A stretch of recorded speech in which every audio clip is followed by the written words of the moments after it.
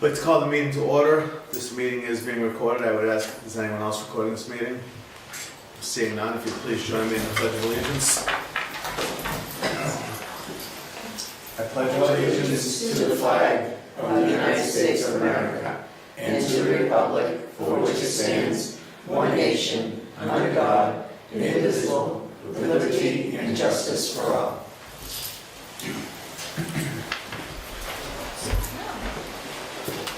Welcome, everyone. We do have some special recognitions this evening. Dr. Brunel. We do, Mr. Chair, several really exciting ones. The first one is, as noted in the packet, 13 Auburn High students were recently accepted into the Massachusetts Music Educator Association Central Mass District High School Concert Festival, with several of them with an all-state recommendation. And as I noted here, this is really quite an achievement for them, and I think it speaks really highly, not only of the music program that we have at the high school, but the one that starts right at our preschool level and all the way through. So I'd like to just note those students' names and wish them well at the festival.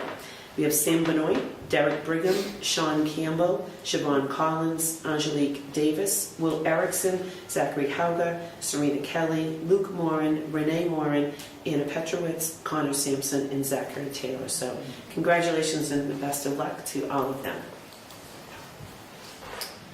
The next item, Mrs. Bastian, the art teacher at the high school, recently made us aware that Olivia Ogreski has been granted a $15,000 a year scholarship to the Montserrat College of Art in Beverly, Mass.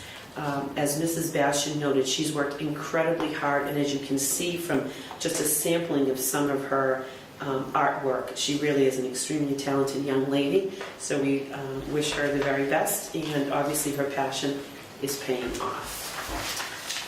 And then the final recognition is several teachers earned Auburn Cultural Council grant awards, namely Christine Robinson from Auburn Middle School, a $500 grant in support of Dr. Goddard Meets the Rockets. Mrs. Bailey and Mrs. Polson receiving a grant in the amount of $438 for a grant titled Frozen in Time. And Ms. Pruney, the art teacher at the middle school, received a $500 award for a Wings mural. So I congratulate all of them and thank all of the teachers who wrote grants, really trying to bring some innovative things to our students. Excellent. Comments, questions? Seeing none. Citizens' comments? We do have some citizens' comments? No? Under. Yeah. So if you want to address, you could, yeah. If you could just state your name for us.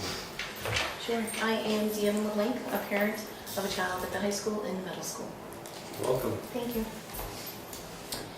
So I'm here tonight to ask the school committee to look at nursing on field trips. What the current policy is does not actually state that a nurse accompanies the children on field trips.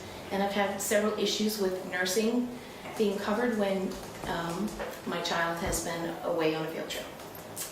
And I've contacted the Department of Public Health and spoke to Janet Burke, and the school can file a delegation form at the beginning of the year for any child with an emergency med, which delegates either a homeroom teacher or somebody that they want to train in the beginning of the year that will accompany the child so that a nurse does not have to go. But I think any child that has an emergency med and leaves the school building needs to have a nurse with them at all times.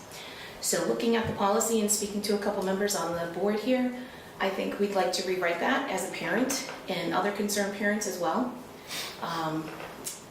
So I'd like to see what we can do. Okay, thank you for that. Any questions or comments for Mrs. Black? The only comment I have is I like to see, probably at the next meeting, we can bring in the nurse's contract and look it over. I know some have and some haven't, but I think that's something we really need to look into for our children, is to make sure we do have a nurse. That's my personal opinion at this time. But I know we need more information, but when it comes to safety of our kids and taking care of our kids, that I think it's very wise to have a nurse on all the trips, and that's my opinion, or a trained state person that can do it, not say a teacher or something like that. Right. I wouldn't like to see them do it. I like to see somebody that's certified to be able to do it and go on each trip. And because you have special needs children, you have, I mean, even regular children, they have problems. Things come and happen. And you don't want to do it when it's too late. You want to do it before the problem. Correct, and as a parent, I don't feel as though I should be providing, I sent my child off to school for a safe environment with his emergency med at the nurse's office. So if he goes on a field trip, I expect somebody to be going along with him. And like I said, to the Department of Public Health, they can file the delegation form. Doesn't have to be a nurse that the school or the town has to pay for, as long as they assign somebody to delegate it. You know, whether it be, I just assume the homework teacher because that's the person who always goes on the field trip. And she doesn't have to be paid other than her regular salary. But they come in and they train. You're supposed to have a district nurse, and she can coordinate that with the Department of Public Health and decide what to do. So I definitely want to push for this. Any other comments or questions for Ms. Lloyd? I just like to have it put on the agenda for the next meeting to get information and discuss this nurse issue with trips on the next agenda. All I would say to that is I would be satisfied with the meeting after the next meeting so that we make sure that we have all of the information that we need. And I'd even like, Ms. LeBlanc, if you could put something in writing as to exactly what you're looking for and exactly what your concerns are, even if it's just bullet points, a list, anything. It doesn't really need to be in paragraph form. Just that your issues, just right to the point, so that we all have an opportunity to take a look at it. And if it takes a couple weeks, it takes a couple weeks before we can iron things out. Dr. Brunel and her staff can put something together that we could actually sink our teeth into, for lack of a better word, term. And just so we know what we're up against. This is brand new to us, obviously. Obviously, it's very important to you. And what's important to our residents and our students is important to us, as Wayne said. So we will definitely look into it. But I just want to take it slow for now. And if there's an immediate concern that you have, obviously contact Dr. Brunel, and she will be in touch with us. And I understand this is somewhat immediate, but what I'm saying is if something comes up before the meeting when we actually address this. Okay. And are there any other comments, questions? Through the chair, I just have a question, rather for the committee or for you as well. Do you feel that you would be satisfied if we had a parent volunteer who is also a registered nurse, or is there some level of certification that you would require? Just because I know we have a lot of parents that are also nurses. I was told there's a shortage of them. So yes, I would. I also would want somebody to obviously know the children that are going, so whether it be look over the file, not just get to the school, take your emergency meds and go, read over their file and make sure that they know, what the child is going to look like, or, what the process is for the emergency med. So yes, I would be satisfied with that, absolutely. And for the committee, then maybe we can look into options for that. If that's something we can do sooner rather than later, so I have a short-term and a long-term plan, if that makes it easier. Gail? I just have a question. Has this been left to the principals of each school to arrange, or how has this worked up till now? So it does not, as Mrs. LeBlanc said, the policy does not currently state that a nurse needs to attend, Sure. but it is our protocol to have that happen. At least up through grade 8 on every field trip. So I think there was a misunderstanding in terms of whether it was an option, and it really isn't an option. So that's been clarified. And, okay, so they normally arrange for through the principals, is that? So it's actually through the nurses who Of the have buildings? contact of the buildings who have contact with nurses. They have a list of sub-nurses, particularly at the younger grades. There are many parents who are willing to go on field trips with the students who happen to be nurses. Sure. We do, as Mrs. Blank said, have a harder time finding nurses the older that the kids get. But we do make every effort to do that. And I believe that every field trip that's been taken, ultimately a nurse has attended every field trip that's happened. I've had to provide my coverage on several occasions. Okay. As hired friends or friends that know my child, Yeah, and that would take care of it because there was no one. okay. So, and as a parent, Yeah. I don't think that's an absolute it's a big pressure on, me. I have a job, Sure. as every other parent does, and that's something, like I said, you send your child to school in that safe environment. They leave the building, I would assume they're safe. So I just want to be sure that from here on, for all the other kids as well, that this is taken care of. Understandable, thank you. Thank you. I just have, Go ahead, Josh. are you suggesting that for each and every field trip, or only if there's a student with special circumstances, or someone who's not feeling well, or something? So my child has an emergency med, so I would say a child that has an emergency med, there should definitely be, because that holds the town liable if something happens. No, that's understood, Right? that's what I was talking about. But you're not suggesting if there was a trip of 12. That's your call. I students mean, that- yeah. you guys just went, the school just went to the arena, the ice arena. The child falls, cuts his fingers on a blade. You guys can do first aid. The teachers are qualified to do first aid, CPR.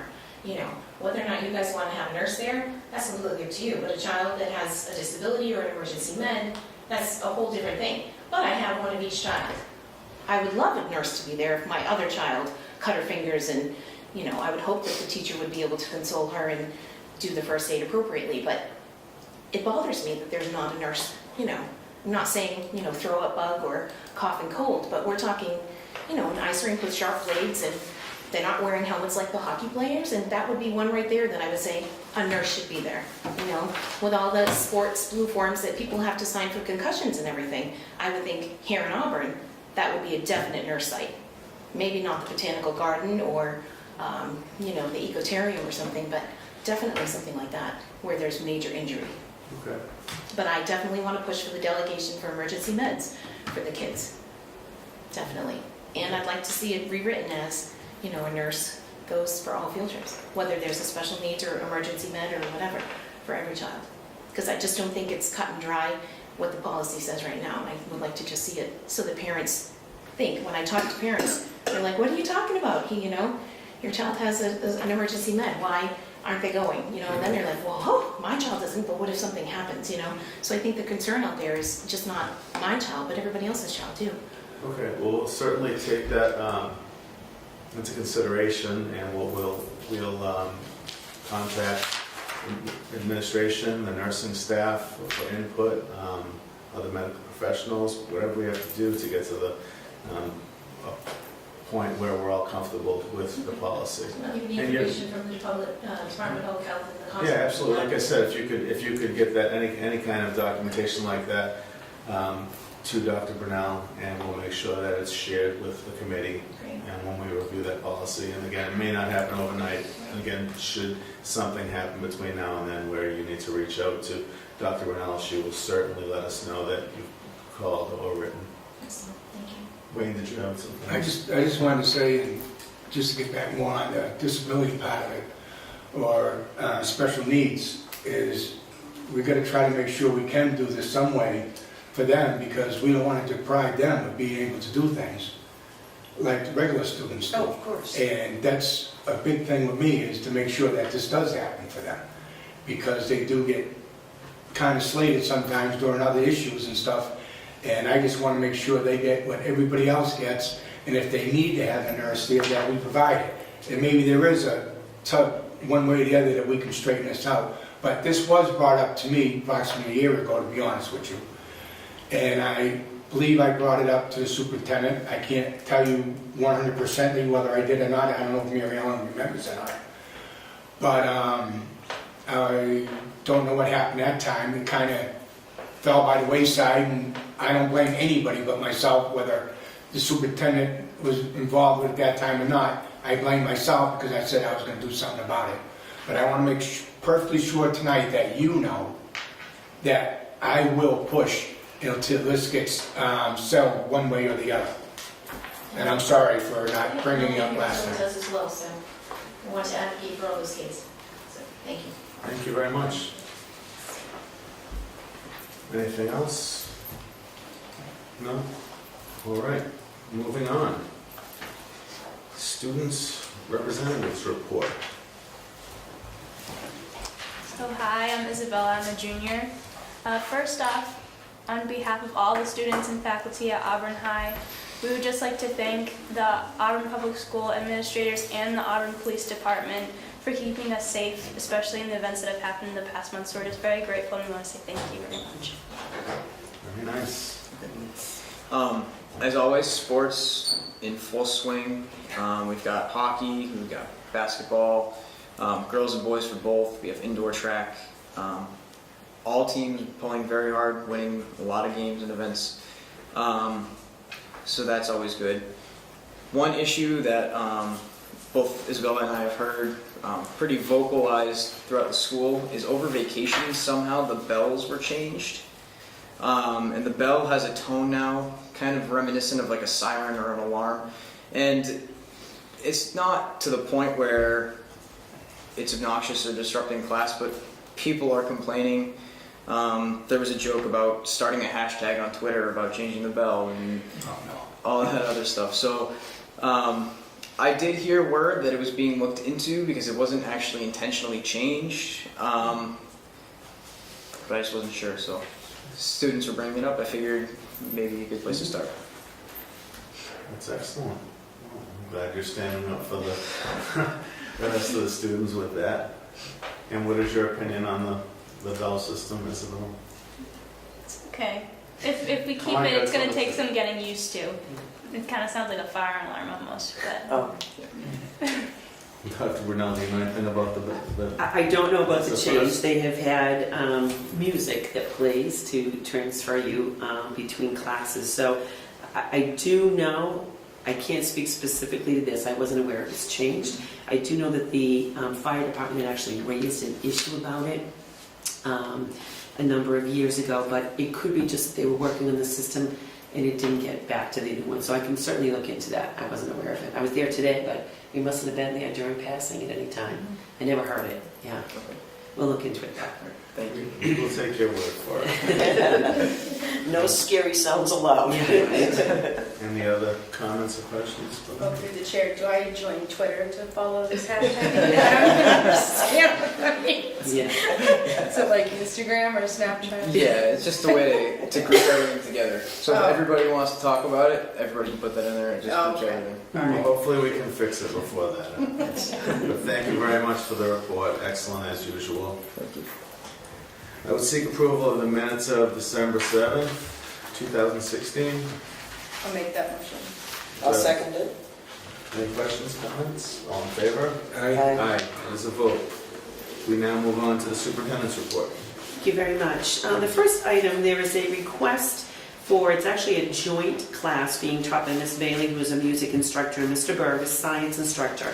They're teaching an audio engineering class, and they're requesting to go to Power Station New England, which is located in Hartford, Connecticut.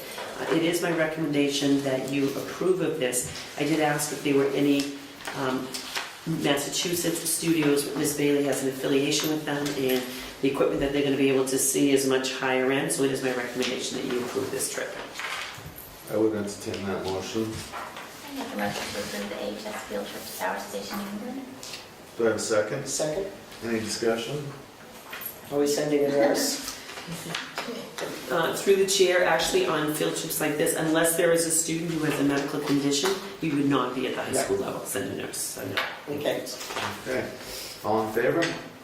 Aye. Aye, it is a vote. Wanted to make you aware we had a team of individuals from the Dennis Yarmouth School Building Committee that actually came and visited today. We took them on a tour of the middle school. They visited Sutton Middle Senior High first, our middle school second, and then went to Shrewsbury Middle School as well. And they were very impressed. Mr. Gagnon, Mr. Fahey, and myself actually ended up taking them on the tour. They asked lots of good questions and were really appreciative of the time, but impressed with the design. So it was nice to kind of show it off in that light too. The next item is the Southern Worcester County Annual Report and Auditor's Report. It really is with great pleasure that I share with you at our December meeting, December 16th, I believe, that the auditor was there and presented that there were no findings with the audit. If you remember, it was just a few short years ago that there were some fiscal concerns with the collaborative and its viability going forward. But as you can see here, that we ended the year with over $700,000 in revenue. The auditor was quick to applaud both the business manager, Mr. Love, and the executive director, Ms. Fitzmaurice. So I share that with you as well as the annual report and ask that you accept those. You don't need to necessarily approve them, just accept that you have actually received them. I understand that motion. I make a motion to accept, to confirm that we've received these. Sounds good. Do I have a second? Second. Any discussion? All in favor? Aye. Aye, there's a vote. And those were very lengthy packets, so we sent them to you electronically. We're happy to make you hard copies. They were 40-some-odd pages. Yeah, they're here. They're here available for you too. I'm just going to page through the Okay. digital copy. Okay, good. Also just wanted to remind you, I know I've shared this with you before, but want to applaud our students who participate in advanced placement through the Massachusetts Math and Science Initiative. They continue, since its inception, participate in Saturday sessions, some that are held at Auburn High, some that are held at local school districts. It's an early morning rise. We bus them there and return them to Auburn High, but I think it really speaks to their work ethic and commitment to excellence. So just wanted to make you aware of that too. Question if I might, is this the kind of thing we can use that smaller bus for? To bus them, or do we need, Believe it or not, We through the need chair, more. based on the number of students that participate, now perhaps for different subjects I'd have to check, but for some of like the English and math, that bus wouldn't suffice. Wow. There's that many kids who come. oh, that's awesome. It is. It's great. It's great. Okay. And then finally, it's time for us to be thinking about the creation of the 2017-18 school year calendar. So in the past, what we've done is brought forward to you sometimes multiple calendars, sometimes one for your review. In the past, we have surveyed both staff and families on it. As you know, probably the only thing that we do that is not traditional is the abbreviated February vacation week. So I wanted, before we began putting together drafts, to get some direction from you. If there's anything that you'd like me to consider or to survey families, I take that direction from all of you. Any comments? Happy with the way it is? I haven't heard any scuttlebutt or concern of any sort. Anything on behalf of the Education Association? So from the Education Association, they raised the point, if you remember last year, I think it was about 80% of parents who said they love this abbreviated format. With the staff, it was split 50-50. So I think that, a comment that was shared today with a non-teacher was that the way that we did it, the schedule for this year, they have Friday off, Monday's the holiday, they have Tuesday off. And that was actually done intentionally in case people were going to go away.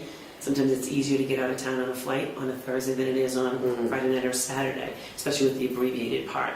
But that may have created more of a problem. It's particularly for families, for staff members who have young children in other neighboring districts, who, when they have to, our staff comes back to work Wednesday through Friday. If their kids are off, it could present a babysitting issue. But, it is one of those issues, I believe, in the survey data would support that I don't think it's possible to make everybody happy with it.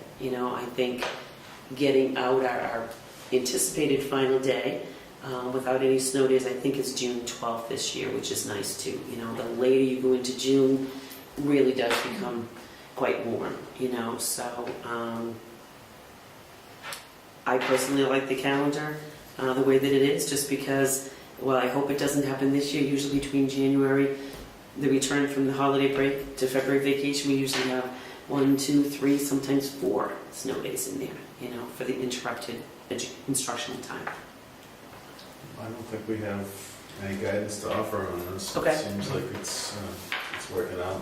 Okay. And as you said, if it's at a 50-50, then really there's Yeah. an opportunity for us to change it one way or the other. Right. Okay.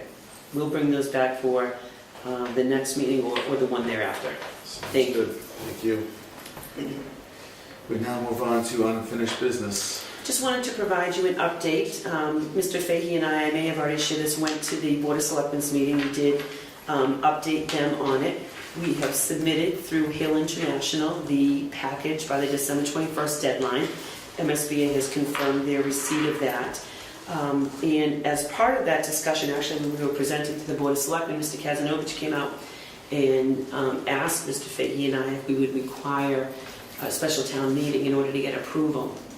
We've since discussed it with Hill International, and while we already have, and town meeting has set aside funds and approved them for this project, what town meeting needs to do is authorize the full cost of the project, and then we pay it and get reimbursed 54.16%.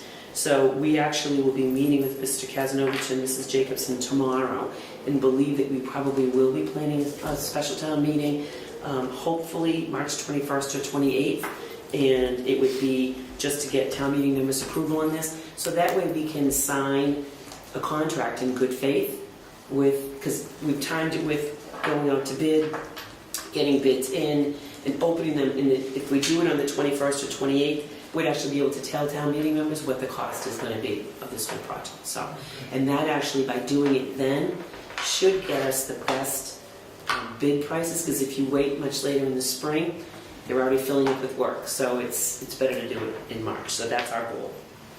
So I'll keep you posted. Great.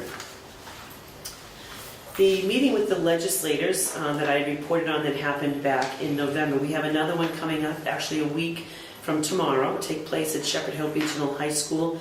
Both Mrs. Worsbicky and I will be attending. It is certainly open to all school committee members. If you would like to attend, just let me know. It's at Shepherd Hill, as I said, in Dudley. And it will start at 6 o'clock, and last time it lasted about 90 minutes or so. So if you'd like to go, let me know. Otherwise, we will certainly report back to you. In terms of the budget, it is my recommendation at this time that you stay with the draft budget that was sent forward to you, which was a 3% increase over the current year's budget. Dr. Lozay and I met with Mrs. Worsbicky and Mrs. Reedy yesterday as our Director of Pupil Services, because one of the most volatile areas of the any budget is the special ed costs. And if we were to have a student move in with an outside placement, it is something that we are required to cover. So we did meet. There are a couple of pending issues out there, but based on grant monies, we feel confident that we're in good shape right now. So I would recommend, though, that you send it forward as a draft budget, so that way you can make changes to it should anything else change. But that will allow us to get it to Mrs. Jacobson by Monday, which is the charter. Sounds good. I would entertain that motion. I'll make that motion. I'll second it. Any discussion? All in favor? Aye. Aye. This is a vote. And then finally, to let you know about the Youth Opioid Prevention Grant, Dr. Lozay and I did submit it by the December 16th deadline. I think they said we'd hear by February 1st or somewhere in there.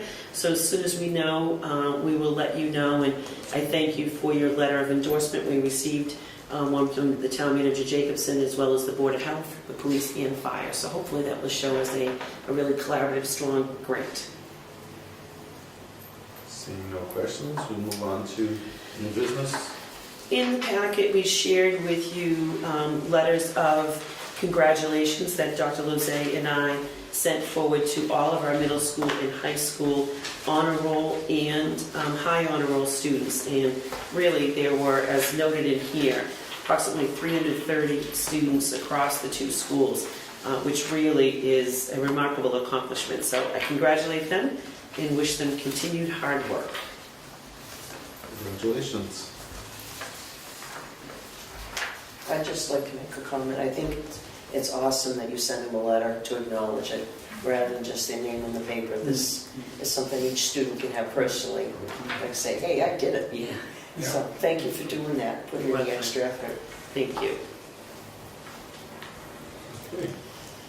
And then our upcoming events, as you can see, school has resumed.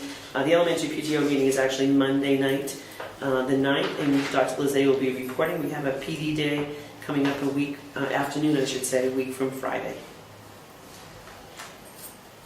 All right. We now move on to teaching and learning update. I'll start with the PD Day that's coming up next Friday. I have copies here for each of you, hot off the presses. So on half days, we usually have a lot of building-based professional development that happens. So at the high school, they'll be working on NEAS because that accreditation is coming up. I think their visit will be October 2018, but there's a lot of prep work that goes into that, so the subcommittees will be meeting about that and getting some of that work organized. At the middle school, they'll be doing a follow-up to our recent learning walk, which I will talk to you a little bit about in a few more minutes. They have the iScience reps coming to give them an overview of the program. That was a new science program I spoke to you about a few meetings back that we have adopted at the middle school. Some of our specialty areas such as PE, music, and fine arts are going to meet vertically from K to 8 so that they can look at the curriculum and make sure that it goes along nicely vertically with nice transitions.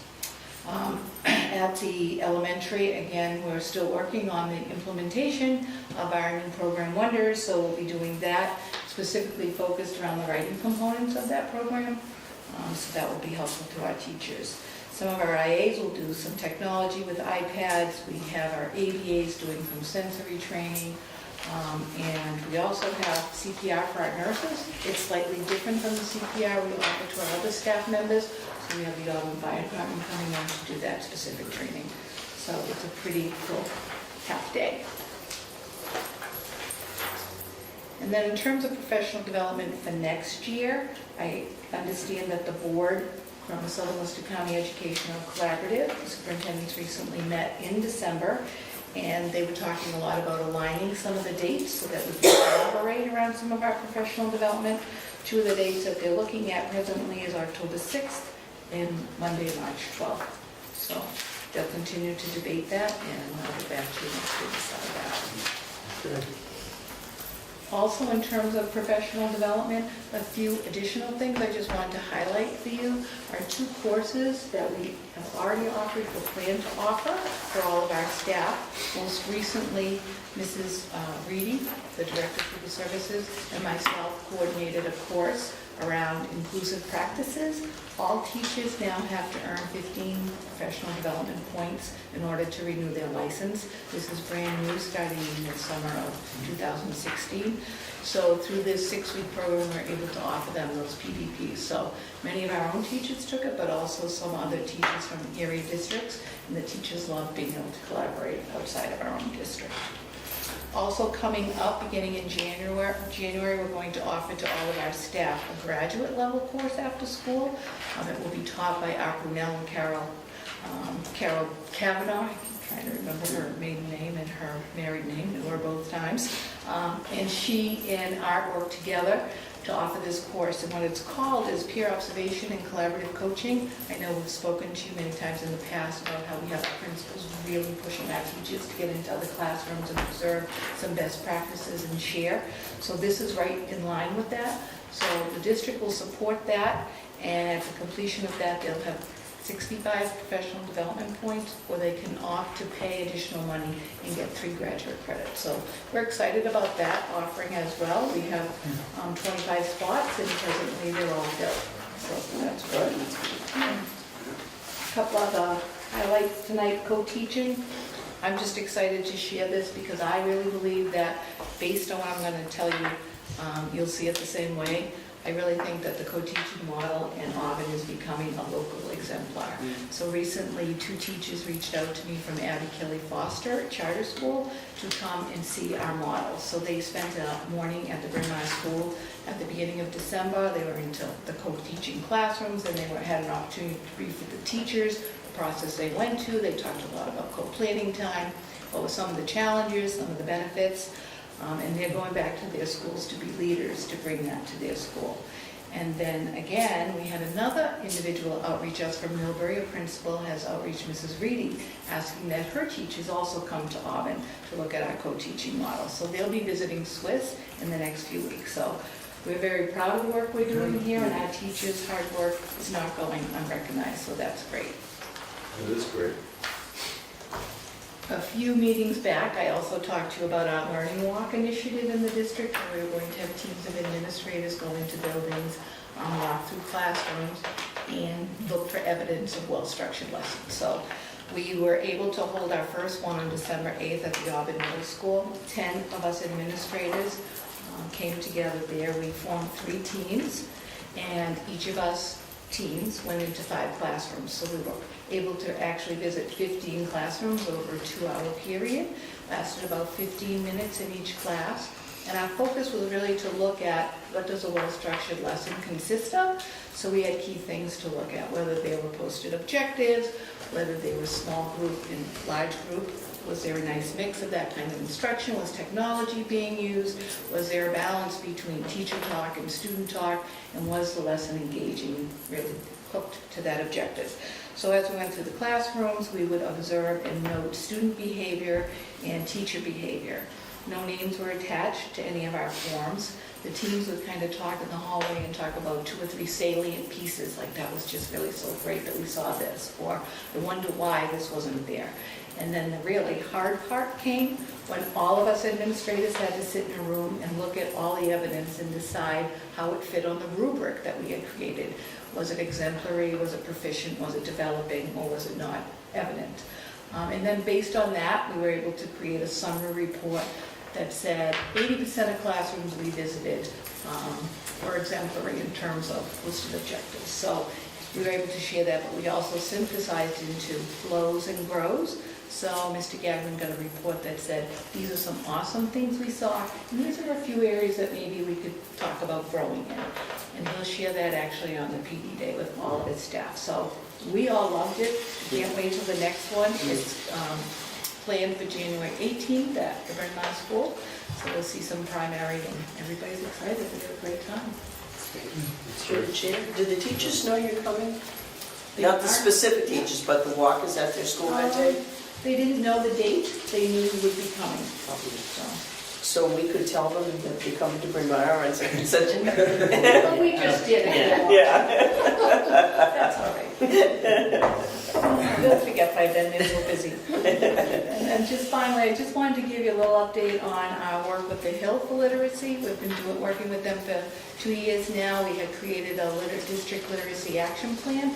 We've accomplished an awful lot on it. We continue to check off different tasks that we want to accomplish. Some of the greatest ones we've accomplished so far, as you know, is the adoption of the ELA program.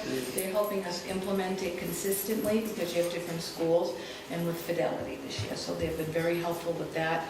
They've also helped us to create assessment frameworks, K-5, and then an additional one for grades 6 to 8 because they're different developmentally. And then using that framework to identify a staircase of literacy skills. So what are we assessing? What tool are we using to identify what skills our kids need help in? And then identifying what interventions are appropriate. And the most exciting piece, I think, is what they've brought is an electronic, it's like a very sophisticated Excel spreadsheet, but we can now track our students' data. Principals used to have to create their own, so this is now created, and we have all of our DIBELs, our DRA, our writing prompt scores, maybe a quick phonics screener score, any type of test of written language and test of written spelling, we'll have those scores in there. And then at a data meeting, we'll sit and look at those scores, we'll identify where they fall in that staircase, provide an intervention. We can also note that in the workbook, so the next time we meet, we can look and say, is that intervention effective? Some interventionists being more effective and make conscious decisions about our groupings and our choices of materials and intervention. So we're really excited about that K-5. They're just developing one for middle school, so we're kind of volunteering to pilot it with them. We hope they'll accept it, but we have a lot of good things going on. That's great. Thank you for that report. I just said one follow-up, and it just struck me that as you mentioned, the professional development regarding NEASC related to NEASC, that some of the members may not understand fully what NEASC is. We see the terminology all the time, but they may not know what it's about. And I'm sure Gail's been on both ends of a NEASC, as I have as well. If you could just give them a brief rundown of who is actually doing the review, who's visiting the school, and just a quick rundown, nothing too specific, but it's just as they look at NEASC, and I'm not trying to say that you don't know, you're unfamiliar with it, maybe you are, but Is it someone from a college just coming in and walking around the school? They probably don't understand that it's peers, Correct. so if you could just, Colleagues across the state that volunteer to be on these committees in New England, I get it wrong, but the New England School Accreditation Committee. Association of Schools and Colleges. yeah, So they actually have an individual coming in to speak to them on January 13th to give them kind of some insights about who'll be coming in, what they'll be doing, because some of our teachers are new and have never been through that process before either. They'll outline some of the tasks. We have to look very critically at our curriculum. We have to look at their rubrics and the needs assessment that they conduct. It's a very thorough process, even prior to the visitation committee coming in. They usually come in and spend a few days there. They write reports every evening. Some of our teachers have actually gone from the high school and been on some of these at other school districts. What they say is it's an awful lot of work. Yeah. So, it's a lot of work, it's very detailed, but it is, I think in the end, when the final reports are done, they're very meaningful because they do put all that work into them, but I just wanted you to kind of understand what that was about. It's not the state coming down, it's not the college board coming down, it's our peers coming in and sort of having a look around and seeing what they think needs to be improved. Yeah, it's not actually them saying that this is what I think the remedy is. All they can do is really state what they think some of the issues are, and then it's up to us as a district to address them. But I just thought we would Thank you. take this That's opportunity, no problem. very helpful. And thank you again for that report, Dr. Lozelle. Now, business and financial. In Mrs. Worsbicky's absence, she did include for you in the packet a year-to-date budget report.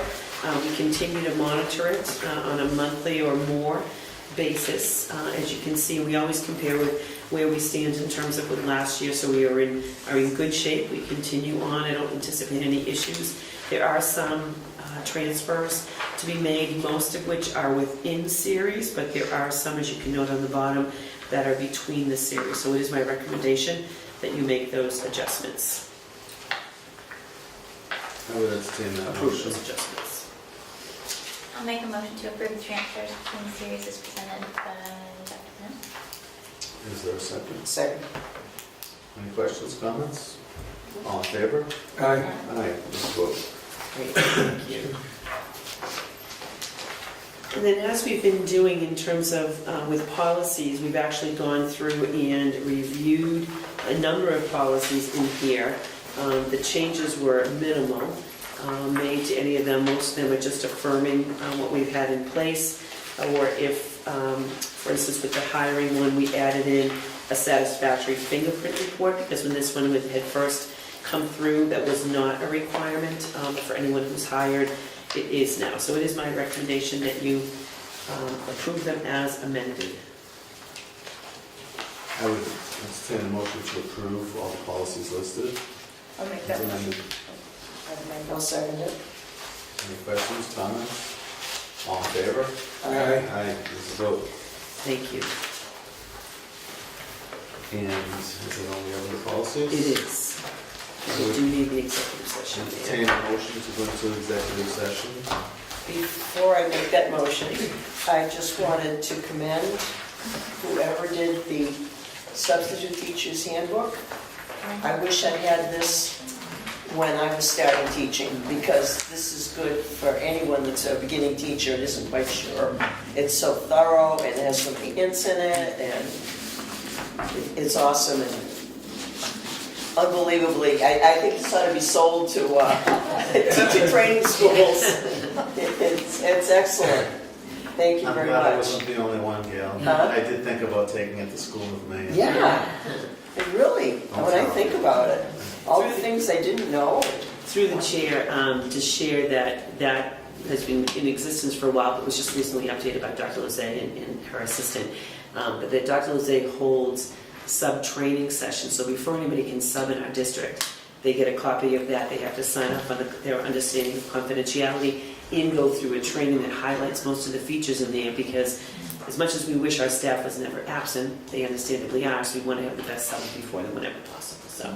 It was Did a great even job. specific to dress code, and it was Yeah. fantastic. You Yeah. wouldn't think that you would have to tell someone how to dress. Oh, you would be but- surprised. No, I wouldn't. Yeah. But yeah, Wasn't great that comment, awesome? Gail, it was. Yeah, it was a good read for sure. It certainly was. We may be stealing some of that. Yeah, Right. absolutely.